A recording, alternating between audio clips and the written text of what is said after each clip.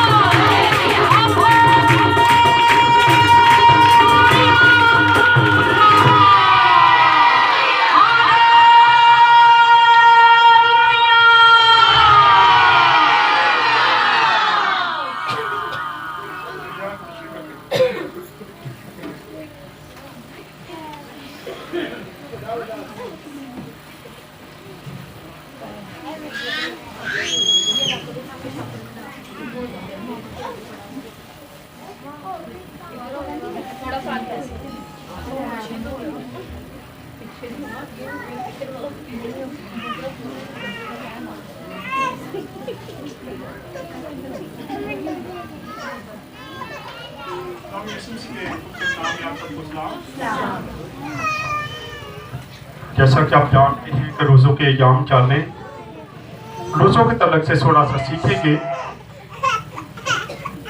मैं बार बार कह रहे हैं, आवाज़ नहीं देते उनकी, ज़बान मुंह छुपा लो, सुन लिया ना। खुदा के जिंदा कलाम में से आज एक और रोज़े को देखेंगे। रोज़ा क्या है, इसको हम देख रहे हैं आजकल। रोज़ा मकसद का रोज़ा है। जब रोज़ा रखा जाता है, दुआ की जाती है, तो खुदा फौरी तौर पे उस रोज़े का जवाब देता है। लेकिन उस वक्त जब आप हकीकत में रोज़ा रखते हैं, इसलिए मैं अक्सर कहता हूं कि रोज़ा रखें।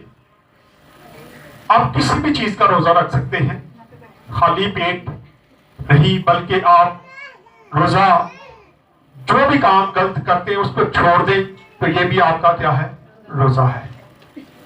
आप झूठ ना बोले, रोज़ा है। आप गाली ना दें, रोज़ा है। आप नशा ना करें, रोज़ा है।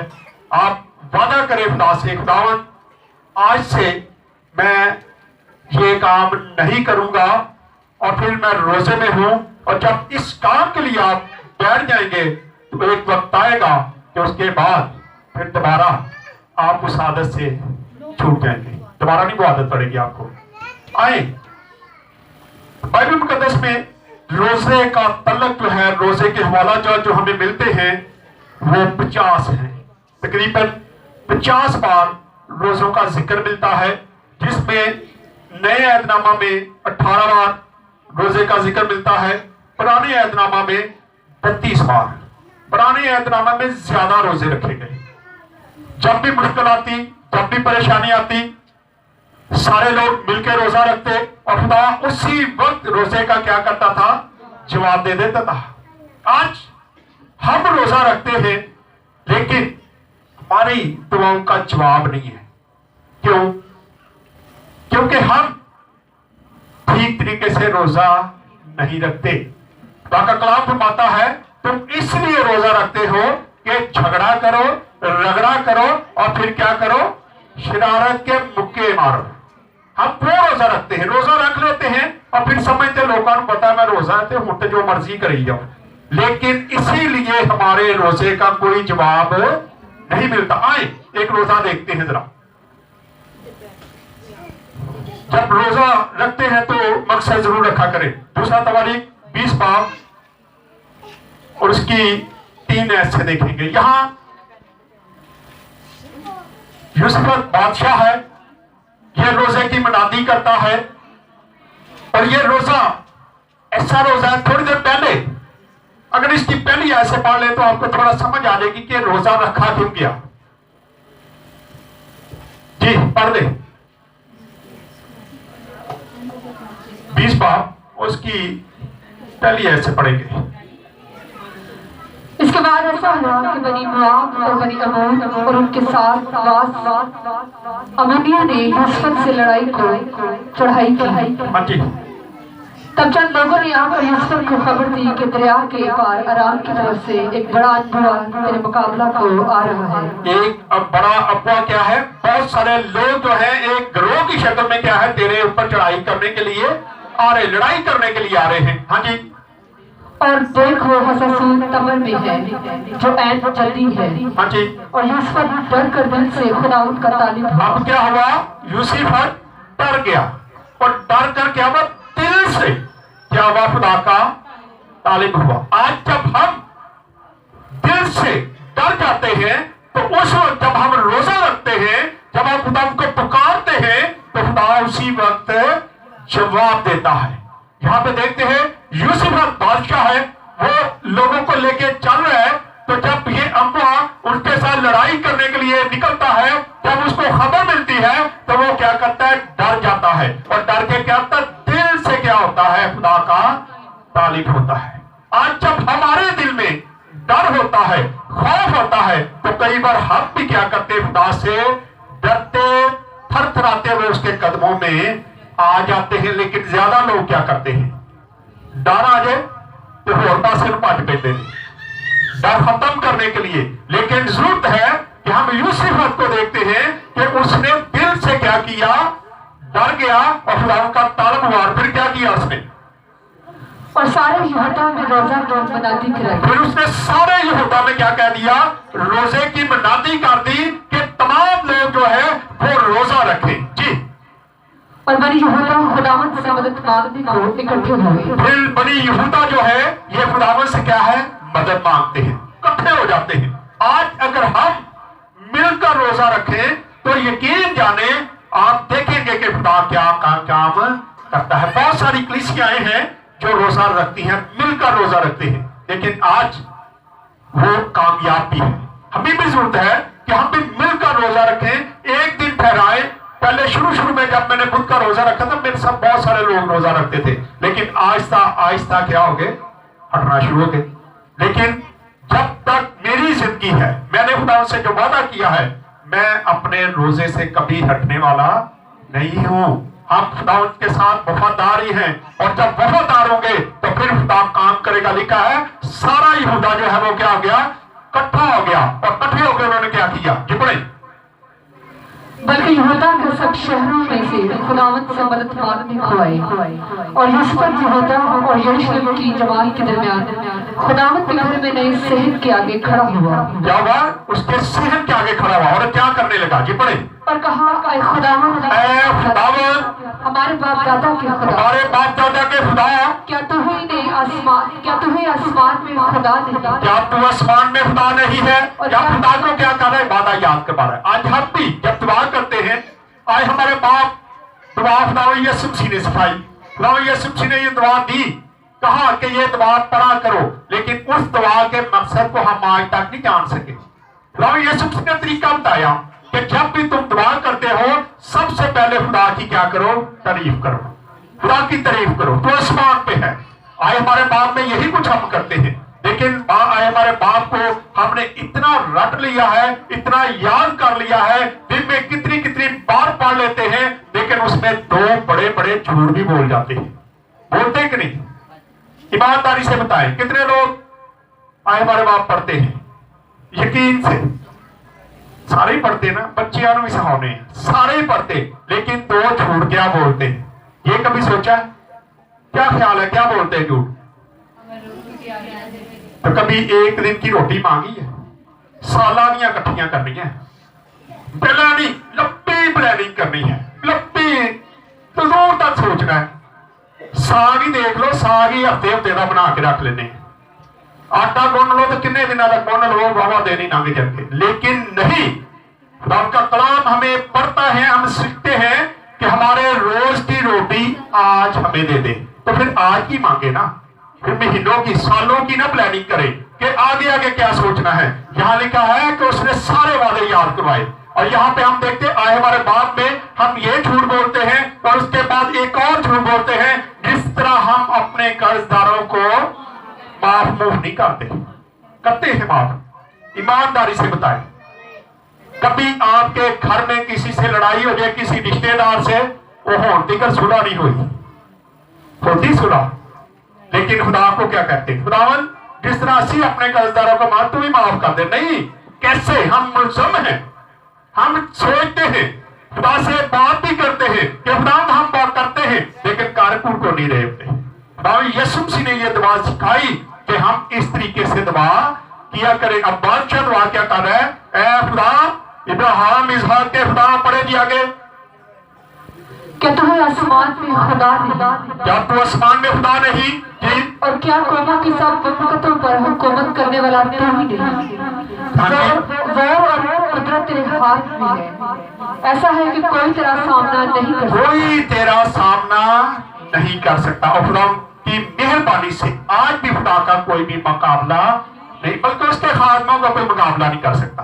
अगर उसके खादम दुआ करे तो इब्लीस उसका मुकाबला नहीं कर सकता। आप यहाँ पे ये सारा कुछ होता हुआ देखते हैं, क्योंकि ये खुदा के वादे हैं। खुदा यीशु मसीह ने कहा, तुम बाप पर ईमान रखते हो, मुझ पर भी ईमान रखो, तो मैंने मुझसे जो मांगोगे मैं बाप से कह के क्या करूंगा? करवा दूंगा। तुम मुझसे भी बड़े बड़े काम करोगे। लेकिन हमारा ईमान, हमारा भरोसा होना चाहिए। यहाँ यूसुफ बादशाह खुदा को याद दिलवा रहा है, और दिलवाता है याद, तो फिर क्या होता है? पड़ेगी। आए हमारे खुदा, क्या तू ही ने इस सरजमीन के बाशिंदों को अपनी कौम इस्राएल के आगे से निकाल कर उसे अपने दोस्त इब्राहिम की नस्ल को हमेशा के लिए नहीं दिया? चुनाचे वो इसमें बस गए और उन्होंने तेरे नाम के लिए अब खुदा को उसने सारे याद करवाए। अब 13 पे आ जाए जरा, खुदा ने क्या जवाब दिया उसी वक्त ही? जब ईमान के साथ आप आज भी खुदा के आगे झुकते हैं, रोजा रखते हैं, तो कोई ना कोई मकसद लाजमी रखे। खाली पेट रहने का कोई फायदा नहीं है। हम रोजा रखते हैं, सारा दिन भूखे रहते हैं, शाम को अच्छे अच्छे खाने खा के इन्ना का पेट भर लेने बाद भावे सरदार ही जाना पै जाए। हम ऐसे रोजे रखते हैं। हमारा रोजा इसलिए कबूल नहीं होता। कुरान का कलाम फरमाता है, जब उन्होंने रोजा रखा, जब उन्होंने दुआ की, तो 13वें बाब 13वीं ऐसे पढ़ते, वहां पे एक फौरी तौर पर जवाब आ जाता है। बाइबल मुकद्दस में बहुत सारी ऐसे रोजे हैं जहां फौरी तौर पे जवाब आता है। 2 देखेंगे आज, पढ़े इसको। और सारा यहूदा अपने बच्चों और बीवियों और लड़कों समेत खुदावंद के नजदीक खड़ा रहा। किसके जी? सारे लोग अपने बीवियों समेत, अपने बच्चों समेत क्या हुए खुदावंद के हुजूर। कभी आपके घर में कोई मुश्किल आए, परेशानी आए, तो क्या आप मिलकर आप कभी बैठे सारी फैमिली? क्या कभी रोजा रखा है कि खुदावंद हमारे घर में ये मुश्किल आ गई है, खुदावंद हमारे घर में ये परेशानी आ गई है, हम सारी फैमिली मिलकर दुआ करते हैं, तेरे आगे झुकते हैं, हम रोजा रखते हैं, खुदा तू हमारी इस मुश्किल को खत्म करके देखे। देखिए खुदा क्या करता है। क्या है? सारे के सारे खुदा के हुजूर खड़े हो गए जी। तब जमात के बीच यज़ीएल बिन ज़करिया बिन बनाया बिन योएल बिन बतनिया एक लावी जो बनी आसम में से था, खुदावंद की नाज़िल हुई। उस पर खुदावंद की रूह क्या है? फौरी तौर पे, देर नहीं लगी, इंतजार नहीं हुआ, फौरी तौर पर उस पर खुदावंद की रूह क्या है? नाज़िल होती है। हाँ जी। और वो कहने लगा, ऐ तमाम यहूदा और यरूशलेम के बशिंदों, हाँ जी, और ये बादशाह यूसुफ, तुम सब सुनो। खुदावंद तुमको यूं फरमाता है कि खुदावंद तुमसे यूं फरमाता है कि तुम इस बड़े अनुभव तुम इस बड़े अनुभव से डरो मत। हाँ जी, से ना डरो और ना घबराओ, हाँ जी। क्योंकि ये जंग तुम्हारी नहीं बल्कि ये जंग तुम्हारी नहीं बल्कि मेरी है। क्या आज हमारे लिए खुदा ये कहता है ये जंग तेरी नहीं बल्कि मेरी है? लेकिन आज की जंग जो है वो तो हम खुद ही लड़ने की कोशिश करते हैं ना। खुदावंद के कलाम में लिखा है, अपनी सारी फिक्रें मुझ पर डाल दो, मुझे तुम्हारी फिक्र है। लेकिन हम करते कुर्ते नहीं है। यहाँ पे हम देखते हैं यूसुफ बादशाह ने सारी कौम के साथ मिलकर खुदावंद से दुआ की और अपनी सारी फिक्र किस पे डाल दी? खुदावंद पर। और खुदावंद ने फौरी तौर पे जवाब दिया कि ये जंग तुम्हारी नहीं बल्कि मेरी है। और जिसकी जंग यहोवा लड़ने आएगा, जिसकी जंग खुदावंद लड़ने आएगा, वहां पे क्या होगा वो उसके सामने टिक सकता है। इसलिए आज हमें जरूरत है रोजों के याद जाने। जब रोजा रखते हैं तो अपनी जिंदगी में मकसद रखें और फिर देखें कि खुदा आपके साथ ही हम कलाम होगा। एक और जरा देख लेते हैं, आए मेरे साथ निकालें आस्तर की किताब 4 बाब पेज नंबर 535। आस्तर की किताब 4 बाब की पहली ऐसे पढ़ेंगे। यहां पर भी बादशाह जो है वो सारी यहूदी कौम को क्या है कत्ल करने के लिए तैयारी करता है, सबको कत्ल करने के लिए तैयार होता है। और फिर मर्द की खुदा का बंदा क्या करता है, वो क्या करता है, ये पढ़े।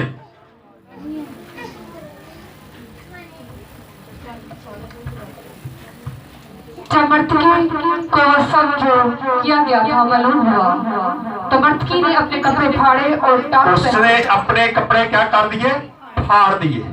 जब उसे पता चला मेरी कौम पर ये मुश्किल आ गई है, ये परेशानी आ गई है, मेरी कौम को कत्ल करने का ऑर्डर हो गया है, परवाना जारी हो गया है, तो उसने क्या कर दिया, अपने कपड़े फाड़ दिए। और फिर क्या किया, और टाट पहने और सर पर टाट पहने और सर पर खाद डाली, हाँ जी, राख डालकर शहर के बीच में चला गया, हाँ जी, और बुलंद और पुरदर्द आवाज से चिल्लाने लगा। और दर्द आवाज से क्या हो गया, चलाना शुरू हो गया।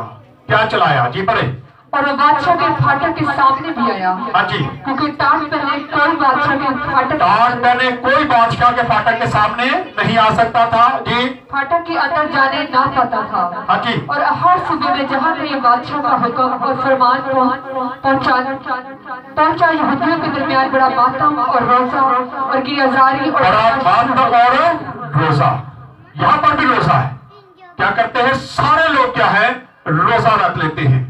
और मर्द की वहां पे घूमता है, दुआ करता है, टाट ओढ़ता है और अपने सर में क्या करता है, राख डाल लेता है और बैठ जाता है। कभी शहर के अंदर चले जाता है और कभी बादशाह के सामने आने की कोशिश करता है, फाटक के सामने आता है। हालांकि फाटक के सामने आने की किसी को भी इस हालत में इजाजत नहीं थी, लेकिन वो दर्द में मुब्तला था। वो चाहता था कि मेरी कौम बच जाए और वो बार बार वहां पे आता है। और फिर अंदर खबर पहुंचती, पढ़े जरा जी थोड़ा सा जल्दी जल्दी। और आस्तर की सहेलियों और उसके ख्वाजा फ्राउन ने आकर उसे खबर दी, तब मलका बहुत गमगीन हुई। अब मलका आस्तर जो है वो गमगीन हुई और उसने कपड़े भेजे के मर्दकी को, उसने कपड़े भेजे कि मर्दकी को देके आओ, उसे को पहन ले। लेकिन जब मर्दकी के पास कपड़े जाते हैं तो मर्दकी उनको पहनने से इनकार करता है। और जो खुदा जाता है वो वापस आता है और आके उसको बताता है कि मर्दगी ने कपड़े लेने से इनकार कर दिया है, क्योंकि वो कपड़े ले नहीं रहा। और मर्दगी के पास जब वो आस्तर के पास वापस आता है तो आस्तर दोबारा से उसको कहती है कि तू दोबारा जा और सारी हकीकत मालूम करके आ। पूछ गया कि ये हुआ क्या है, क्यों उसने टाट ओढ़ा है, क्यों वो वहां पे बैठा है, क्यों वो मातम कर रहा है, क्या बात है। अब मर्दगी जो है वो सारी बात जो है आस्तर को पैगाम के वसीले भेजता, बताता है कि एक परवाना जारी हो गया है, सारी यहूदी कौम को मार दिया जाएगा, कत्ल कर दिया जाएगा। इसलिए अब तू अंदर है तो तेरा काम बनता है कि तू बादशाह के पास जा, बादशाह को जाके बता कि मेरी कौम को माफ कर दे, मेरी कौम को बचा दे। लेकिन आस्तर पैगाम भेजती है कि इस तरह मैं नहीं जा सकती। तू जानता है कि जो भी बगैर बुलाए बादशाह के सामने जाएगा, बादशाह उसको कत्ल कर देगा, चाहे उसकी मलका ही हो। लेकिन तू एक काम कर, उसको बार पैगाम भेजती है कि तू इस तरह कर ले कि तू मेरे लिए सारी कौम को कह कि सारे लोग 3 दिन का क्या करें, रोजा रखें। 3 दिन का रोजा रखें, दिन रात रोजा रख के बैठे और सिर्फ मेरे लिए दुआ करे कि जब मैं बादशाह के सामने जाऊं तो बादशाह मुझे कत्ल कर दे तो ठीक है, अगर ना करे तो मेरी बात सुन ले। हाँ जी,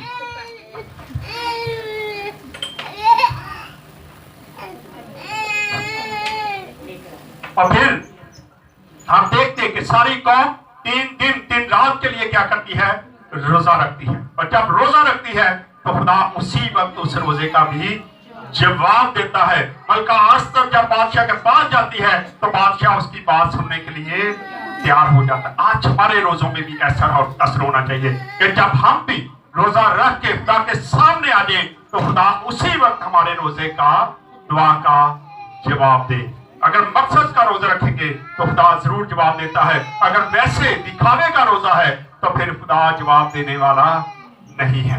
इसलिए जरूरत है कि आज जब भी रोजा रखते हैं, बहुत सारे लोग रोजा रखते हैं लेकिन अपनी जिंदगी में उसका कोई ना कोई मकसद रखे। मैं भी रोजे रखता हूँ मुझे 14 साल हो गए, खुदा का शुक्र है, लेकिन मैं रोजा जो है वो मकसद का रखता हूँ। ये जो काम आप यहाँ पे देखते हैं ये उसी रोजे के वसीला से होते हैं। खुदा उन रोजों का जवाब देता है, क्योंकि मैंने अपनी जिंदगी में ये मकसद रखा है कि खुदावन जब मैं रोजे रखूं तो खुदा तो मेरी दुआ को सुनना और खुदा तो मेरे बड़े बड़े काम जो है वो भी करते जाना। खुदा ये काम करता है, इसलिए आप लोगों को भी दावत दी जाती है कि जब भी रोजा रखते हैं खाली पेट रहने का कोई फायदा नहीं। आपको रोजा रखें तो अपनी जिंदगी में कोई मकसद रखें, और जब मकसद रखेंगे तो आप देखेंगे कि खुदा रोजों के दरमियान में ही उस अपनी जिंदगी को आपकी जिंदगी को चेंज करेगा और आपके मकसद को पूरा कर देगा। आइए खुदा इस्लाम के वसीला से हम सबको बरकत दें। आइए अपने सिरों को झुकाएंगे, दुआ करेंगे। दुआ में कोई भी भाई है, अगर कोई भाइयों में से कोई है भाई तो दुआ में रहना ही कर सकता है।